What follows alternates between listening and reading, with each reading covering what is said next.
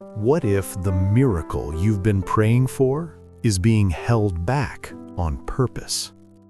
A man is dying, his sisters are crying, and the one person who could save him doesn't come. Have you ever prayed and felt like God was silent? Like heaven had gone quiet exactly when you needed it most? Jesus knew Lazarus was sick. He received the message. Then he waited 4 whole days.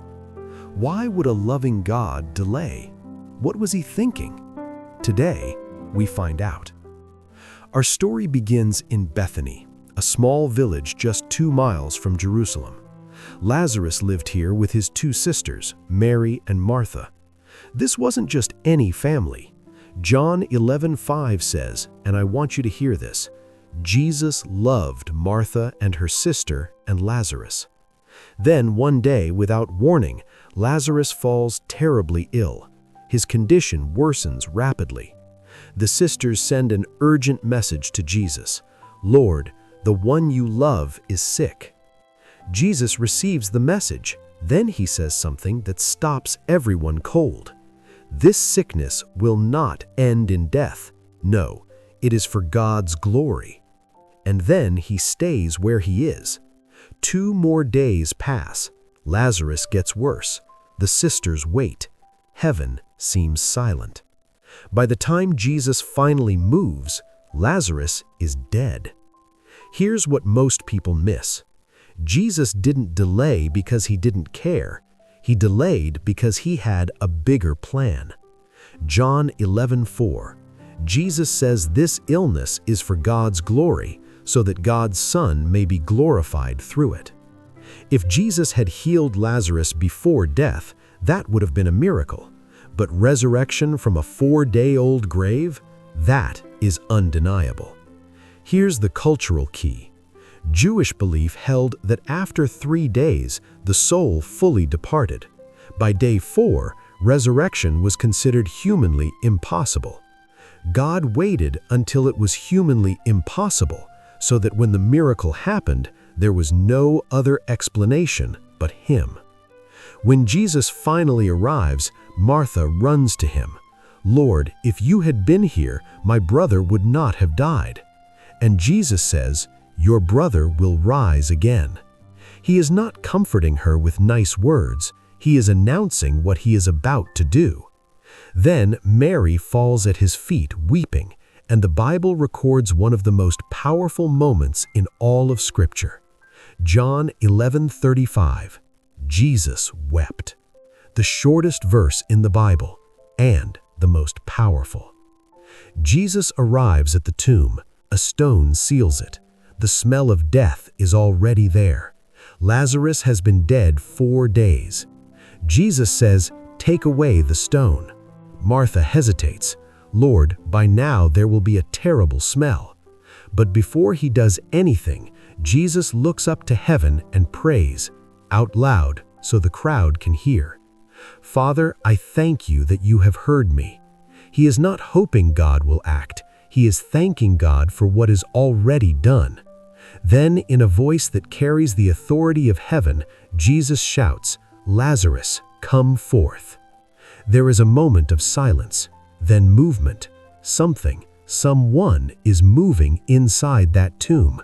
Lazarus walks out, alive, still wrapped in burial cloths, still blinking in the sunlight, dead for 4 days, and now alive.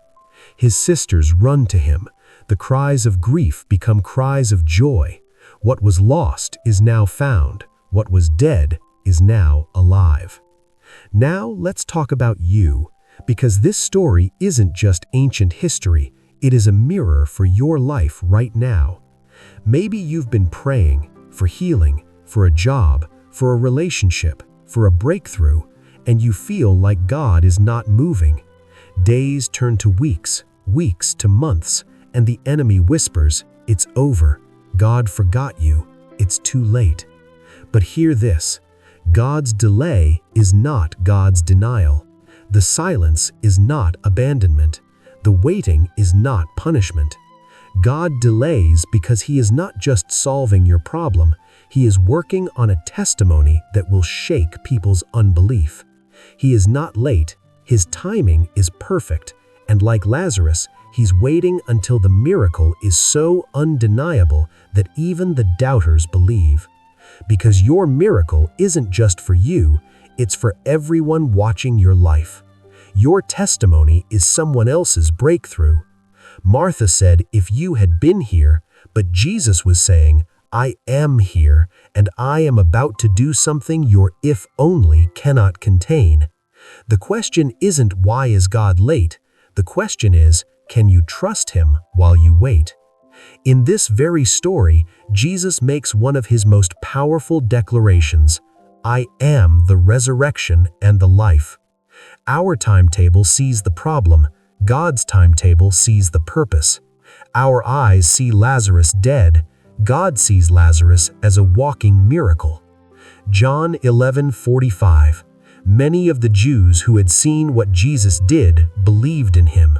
One miracle, one resurrection, an entire community's faith transformed.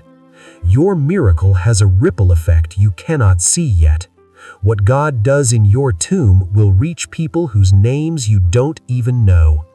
The miracle was so undeniable that religious authorities immediately plotted to silence Jesus because the evidence was too powerful to ignore. What sealed tomb are you facing today? What situation looks dead, hopeless, 4 days gone? Jesus is not intimidated by the size of your problem. He is not scared by how long it's been. He specializes in impossible. Your assignment while you wait? Trust, pray, don't quit.